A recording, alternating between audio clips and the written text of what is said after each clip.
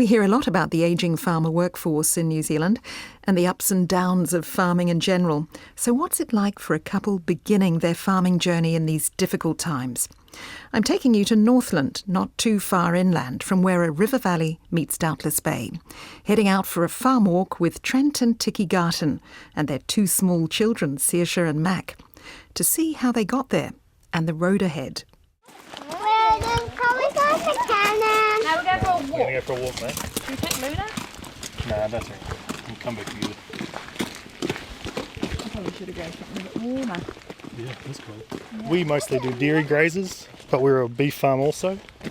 So we have a lot of Frisian bulls on and do people's dairy grazing. We sort of take them on at a young age, run them right through to before they go back for calvings. And you just sent some off today, sent some back. Are they all nice and fat and ready for the next season? Yeah, up to weight and in calf, so they've gone back to farm. And that was back in June, on a warm and sunny day in early winter. Trent grew up here, but Tiki is new to farming life. We're just heading on to what we call the flats, or the flood flats. How big is the farm? It's 135 hectares. So the back of the farm is quite a pretty little valley, more hill country, and then we've got the flats down here which do flood, but they're very fertile because of the flooding. It brings down the sediment, and so they're brilliant for rearing stock or cropping or anything. And you border a river?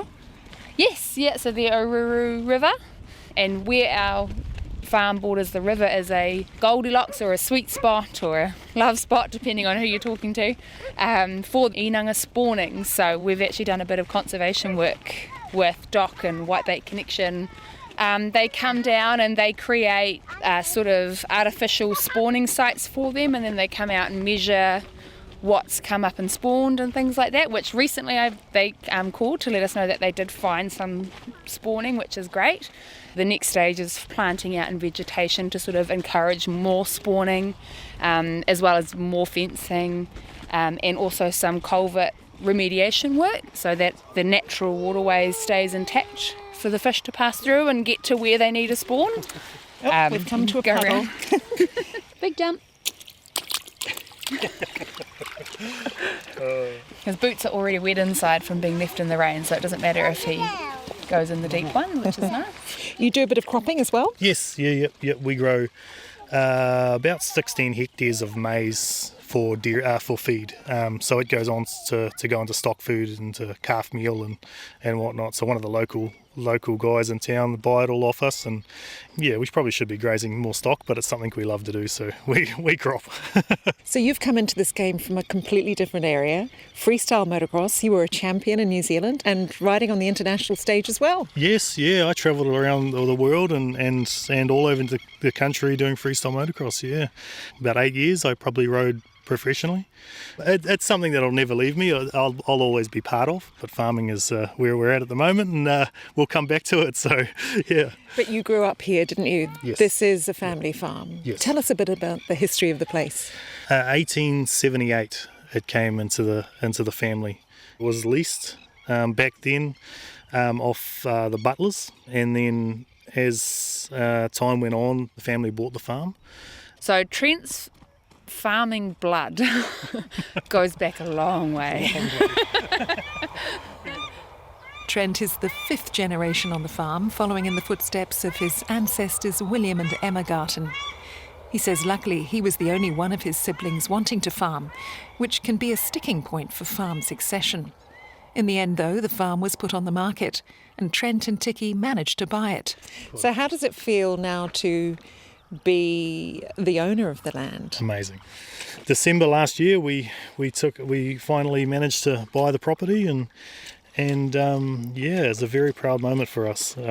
Something that we've sort of wanted to happen forever. It's what I've always wanted to do my whole life. The opportunity for this is incredible. But it's been a tough road to get here. Oh yes, yeah. There's nothing easy about it. That's for sure. It's had a huge amount of challenges. How do you explain to people you're not just given a farm on a plate when it comes to succession? Yes, we were definitely not given the farm at all. It was very hard for us to purchase the property, and it's been a very hard time to get to where we are now. It's a very common thing we found out with the farm successions, with family. These properties that have been handed through generations or come through generations. I shouldn't say handed, because a lot of these properties aren't. The next generation has bought it just like they would buy any other property, and sometimes it can be a lot harder. That's a good spot to throw things in. For hours. We have to reshail just this bit. Yeah. So often. As a kid, what would you do on the farm? What did you used to do? Everything. Ride bikes. All over it. Yeah, it was the best playground as a kid. You couldn't ask for a better place. It was freedom. Everything from hunting and fishing and trapping and hiking, and we all rode, me and the neighbours, we rode motocross bikes and quads, and we swam in the rivers, and it was the most enchanting place as a kid growing up. You couldn't ask for a better place. We had native bush around us, and it was a playground. Back in June, 6 months in, Tiki was working off-farm part-time, and things were going along well. It was, the banks like to see a bit of off-farm income that's not reliant on seasons. They're not relying on the beef prices or the dairy payout or crop prices and things like that. But we're at a point whether or not it's viable for me to continue, because I travel to Kaitaia, and I guess a lot of your friends who are farming, young like yourselves, it must be something they have to consider. Yeah, I would say so. I mean, a lot of, even talking to our banker about it, our bank manager, and he even says, he goes both sides of it, saying he's like, it's a steady income for you, and if you can juggle both, then that's great. But at the same time, he wants us to be farming, and we want to be farming, and I'm late to the farming game. I wasn't brought up farming, but it's go for it, Mac. We have come to an enormous puddle. Go down the middle, honey. Well, there have been quite a few changes since that conversation, and when I put in a call to Tiki this week, she said it had been a rocky road these past few months. Beef cattle have been fetching such high prices, they lost 60% of the herd they were grazing, as the owner was keen to get them to market. There's been so much feed around after a good spring, people needing grazing are in short supply. So Tiki gave up her job and went full pelt into calf rearing, something she'd never done before, feeding 330 calves single-handedly. Trent has had to go off farm too to do jobs in his field of engineering, as well as keep the farm going. What advice do you have for anybody else in your situation? Hang in there. Everything's possible. It's just hang in there, because even though it's a hard time to get into farming, and with everything as it is, but I think it is worth it to keep some of these blocks, keep these old farms going. Definitely get yourself a good farm consultant, a good accountant, and find the right bank manager. We were very lucky with the bank manager and accountant that we ended up with. They believed in our story and what we were doing. Farming's tough these days, though, isn't it? Oh, it's incredibly the tough, inputs are high. Yes, yeah. And you've got high interest rates to cope with as well.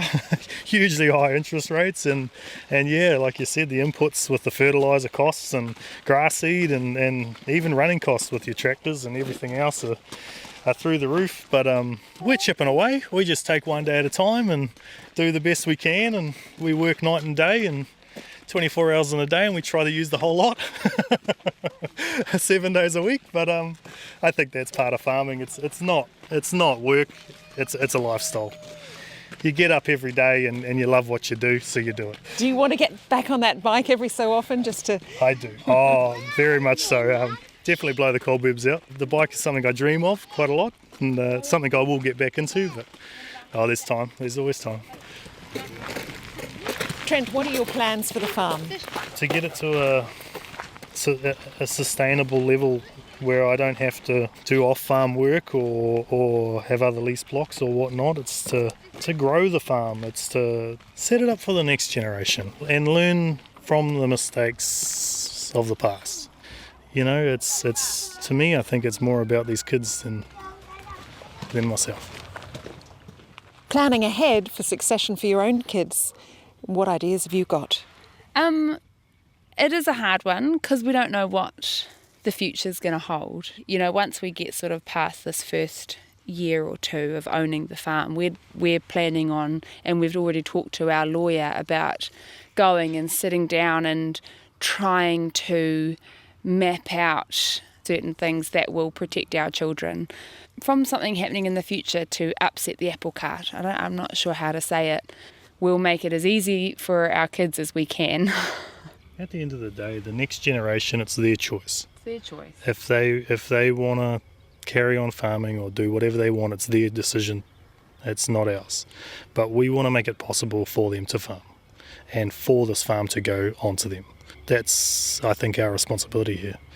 Yeah. And how will you make it so that you will also be able to have a living while they're taking on the farm? I guess that's the difficulty, isn't it? That's the difficulty, but I think that's what we try to cover in the next, 20, 30 years.